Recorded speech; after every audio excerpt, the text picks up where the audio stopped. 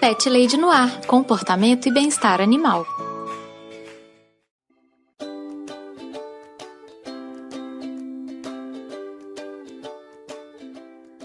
Olá, Pet Lovers! Aqui é Carol Barros e você está ouvindo Pet Lady no ar, seu espaço para falar de comportamento e bem-estar animal. Se você tiver alguma dúvida sobre o seu cão ou seu gatinho, entre em contato comigo. Mande um e-mail para carolina@thepetlady.com.br ou me encontre no Twitter e no Instagram, com o nome de ThePetLadyBH. Vamos conversar! Há alguns programas eu falei sobre os mitos mais comuns sobre cachorros. Hoje eu vou fazer o mesmo, só que com os gatos. Os gatinhos também são vítimas de muita informação incorreta que aparece por aí. Vamos desconstruir esses mitos? O primeiro que quero falar é sobre o mito de que gatos são traiçoeiros. Não, pessoal, nada disso. Acho que a primeira coisa a ser dita aqui é que a gente deve tomar cuidado com a antropomorfização excessiva dos gatinhos. A palavra é difícil, mas é importante para a gente entender a relação entre o comportamento dos bichinhos e a nossa expectativa em relação a eles. Quer dizer, acho que esse conselho vale para qualquer relação com qualquer pet que você tenha. Atribuir características humanas aos pets é o primeiro passo para criar uma relação ruim com eles. Gatos e cachorros não são humanos e é desleal com eles compará-los a nós. Cada espécie tem características únicas, comportamentos específicos e demandas e necessidades completamente diferentes. Assim, dizer que o gato é traiçoeiro é errado duas vezes. Uma, ao atribuir uma característica que é eminentemente humana a ele. Traiçoeiro vem de traição, tem a ver com quebra de confiança, algo que vem de uma vivência exclusivamente humana. E a outra é por classificar um comportamento característico dos felinos como negativo para nós. Vou explicar um pouco mais. O modo do gato se relacionar com o humano é totalmente singular. Não se compara com a relação do cão com os humanos, nem a relação entre os próprios humanos. Ter um conhecimento mais abrangente dessas especificidades dos gatos é essencial para esclarecer os mitos que rondam os pets. O principal aqui é tentar entender o ponto de vista do gato, colocar-se no lugar dele e enxergá-lo como um animal que ele é. Quem busca entender esse comportamento natural dos gatos passa a gostar cada vez mais dos pequenos detalhes que os fazem totalmente especiais pra gente.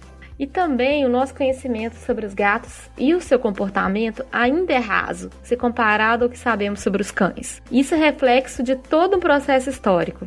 Os cachorros foram domesticados há muito mais tempo que os gatos, por exemplo. E na verdade, não podemos nem dizer que a domesticação dos gatos está completa.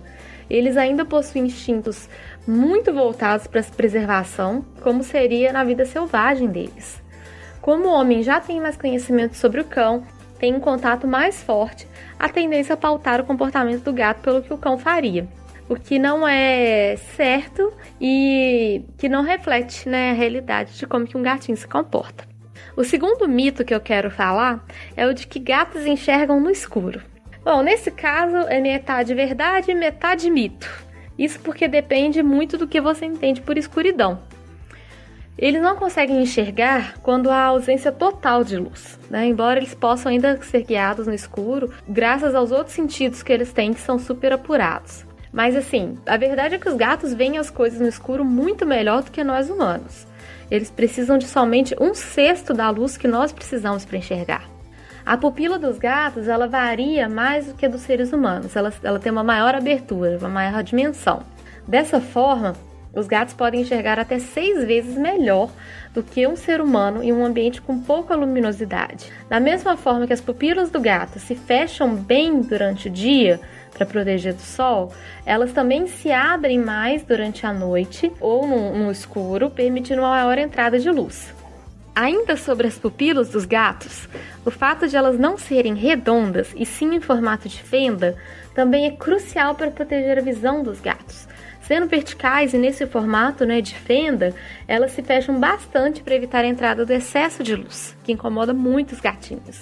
Também é o fato de que a retina dos felinos ela é composta por mais bastonetes do que cones. E o que isso significa?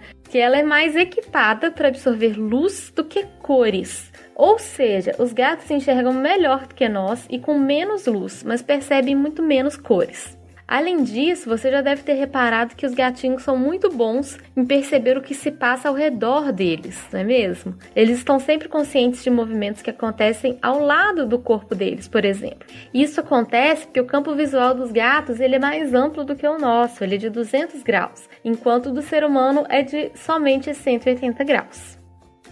Vamos lá para o terceiro mito, de que gatos sempre caem de pé. Embora os gatos consigam saltar de alturas consideráveis e cair sem se machucar, isso não significa que eles terão sempre sucesso. Eles não vão conseguir se salvar se eles saltarem de locais extremamente altos, como janelas de prédios, por exemplo. Mesmo sendo uma habilidade muito útil e indispensável, não é infalível. Afinal, os gatos caem de pé somente em determinadas situações e de certas alturas. Os gatinhos eles têm um senso de equilíbrio que é bastante apurado e que permite que eles façam movimentos rápidos e consigam girar o corpo sobre as 4 patas. Quando um gato salta, o seu ouvido e todo o mecanismo dentro do seu ouvido que é responsável pelo equilíbrio e a sua flexibilidade do corpo tem um papel fundamental para que ele caia de pé e não se machuque. O gato realiza esse malabarismo contando com a sensibilidade dos receptores, que são essas estruturas internas do ouvido responsáveis pelo equilíbrio. Então, numa queda, a primeira reação do gatinho é endireitar a cabeça e endireitar o corpo. Depois, ele vai rotacionar o corpo em 180 graus e endireita toda a coluna. Ao mesmo tempo, ele retrai as patas dianteiras, estica as traseiras, tudo isso de modo a amortecer a queda. Ele também faz um arco com a coluna, também favorecendo esse amortecimento. Então, assim, na maioria dos casos, o animal vai cair de pé e sem maiores danos. No entanto, acho que é super importante lembrar que as habilidades dos gatinhos para cair não reduzem a velocidade do tombo e nem a altura, É por isso que em determinadas alturas, o gato ainda vai sofrer lesões consideráveis nas patas ou na coluna e pode até chegar a morrer, dependendo da forma como ele cair. Então, esse mito é importante a gente esclarecer que nem sempre é assim, que ele nem sempre vai cair em pé e não deixar o gatinho se colocar em situações que ele pode se machucar, gente? Vamos lá, o quarto mito, que os gatos se apegam à casa e não ao tutor ou à família. Isso daí é um dos maiores mitos, viu, gente? E é um dos maiores medos também que os tutores de gatos têm quando precisam se mudar de casa, por exemplo. Sempre surge aquela dúvida de que o gato não vai se adaptar à casa nova e vai querer fugir para a casa antiga. A verdade, nesse caso, é que os gatos são animais extremamente territorialistas. Mas o que isso significa? Significa que os bichinhos podem se sentir ameaçados por não estarem em seu próprio território, ou quando há uma invasão de outros gatos, ou até outros animais no seu território. O espaço físico é muito importante para o gato. Isso não quer dizer de modo algum que os humanos não sejam também super importantes para os gatinhos domésticos. Assim, é fato que os gatos são muito apegados, sim, à casa onde eles vivem e são resistentes às mudanças. Mas vale lembrar que um dos principais elementos que faz com que os bichinhos sejam apegados à casa é justamente o fato de ali morarem as pessoas que eles mais amam, que são os tutores. Então não pense que o gato está com você só pelo conforto da casa ou só pela comida. Ele está com você porque ele gosta da sua companhia. E também tem um fator importante aqui, que vale a gente até relacionar com o primeiro mito, que tem a ver com o comportamento natural dos gatos. Os gatos são animais de hábito, eles são animais que gostam de cumprir uma rotina. Eles não gostam de mudanças e não gostam de novidades. O que o gato se apega, de fato, é a rotina e aos seus costumes que ele vai desenvolvendo ao longo da vida. Gatos se apegam à casa, às cadeiras, às mantas, à marca da ração, até os potes de comida, aos cheiros da casa. Isso significa que qualquer mudança é estressante para um gato e é nossa responsabilidade torná-la mais suave para os nossos felinos. O quinto mito é de que gatos brancos são sempre surdos. Vocês já ouviram falar isso, gente? Então, há sim uma ligação muito forte entre a surdez congênita, que é aquela surdez que já nasce com o gatinho, e a cor dos pelos dos gatos. Mas nem sempre essa relação existe, nem sempre é verdadeira. Então a gente não pode generalizar. Os gatos totalmente brancos, não os albinos, os que têm pelos brancos, têm uma chance muito maior de serem surdos do que os gatos de outras cores. E essa chance aumenta significativamente se um ou os dois olhos forem azuis. Os gatos brancos de olhos azuis têm uma chance que vai aí de 65 a 85, 90% de serem surdos. Isso acontece porque o gene que garante a cor completamente branca do gatinho é o mesmo gene que gera surdez. De um modo geral, quanto mais forte for esse gene, menos melanina o gato produzirá e mais claro será o seu pelo e seu olho. Portanto, maiores as chances do gene também afetar a audição e o gato nascer surdo. Por isso, se o olho do gato for azul, quer dizer que esse gene em questão se manifestou da maneira mais significativa. Isso também quer dizer, inclusive, que os gatos que têm heterocromia nos olhos, ou seja, aqueles que apresentam um olho de cada cor, se um desses olhos for azul, eles têm uma chance muito grande de serem surdos apenas de uma orelha, né, de um ouvido, justamente do mesmo lado que for o olho azul. Nos gatos domésticos, a surdez não atrapalha em nada a vidinha deles. Dá para ter uma vida normal, feliz, longa, saudável, mesmo sendo surdos. Basta os tutores saberem dessa condição do gato, respeitarem essa condição e fazerem todo um enriquecimento ambiental e uma preparação da casa para que esse gato tenha uma vida feliz, saudável e completa. Vamos ao 6º mito que eu quero debater com vocês e provavelmente o mais polêmico dessa lista, que é: o gato é o maior culpado pela transmissão da toxoplasmose. Como esse tópico é muito sensível, a gente vai por partes, queridos ouvintes. A toxoplasmose ela é uma zoonose, ou seja, é uma doença que ela é transmitida ao homem pelos animais. O gato, nesse processo, é o hospedeiro definitivo do protozoário Toxoplasma gondii, o parasita causador da doença. Mas engana-se quem pensa que todo gato transmite toxoplasmose e que é fácil pegar toxoplasmose de um gato. A falta de informação e de orientação acaba aumentando ainda mais as estatísticas de abandono de gatos, especialmente quando há uma mulher grávida no círculo social deles.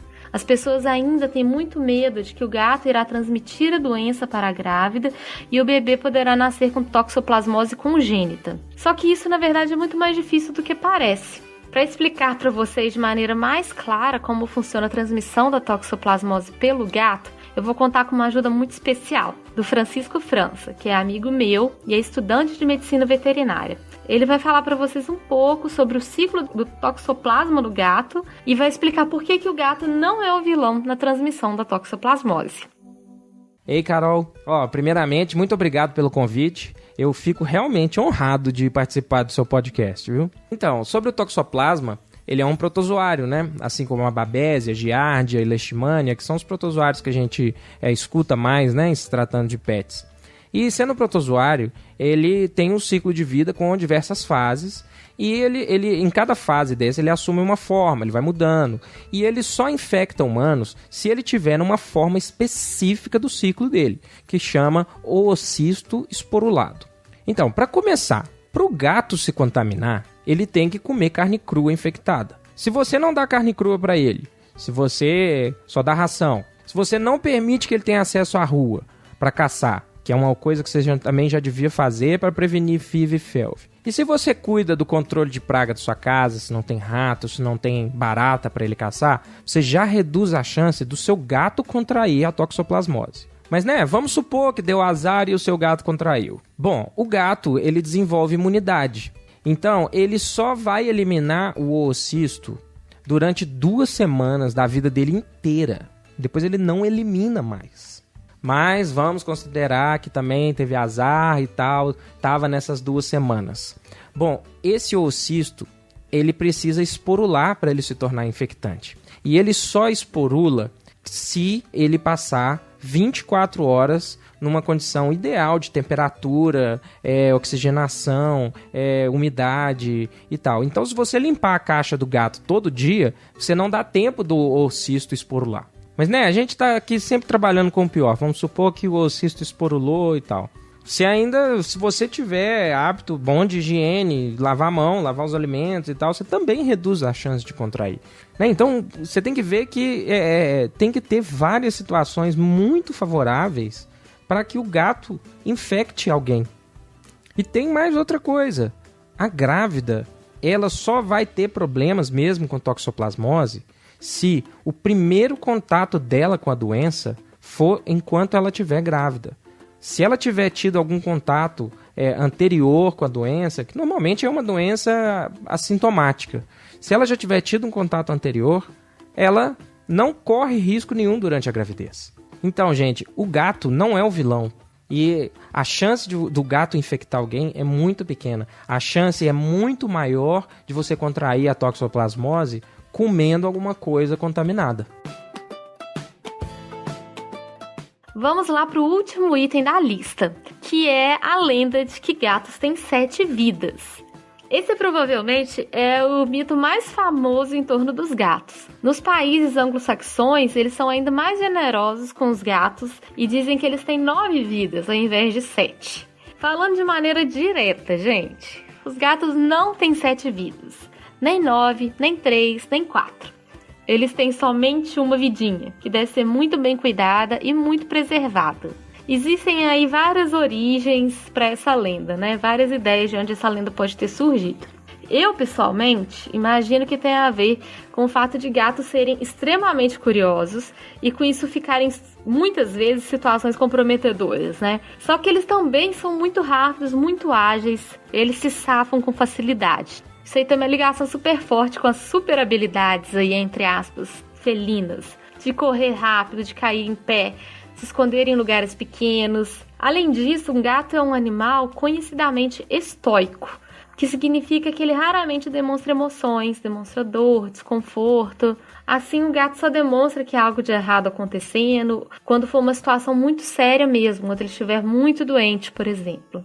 Isso leva as pessoas a acreditarem que gatos não ficam doentes e que eles têm uma super imunidade, por exemplo. Há quem diga que essa lenda nasceu na Idade Média, quando os gatos, assim como as bruxas e os magos e feiticeiros, eram vítimas da Inquisição.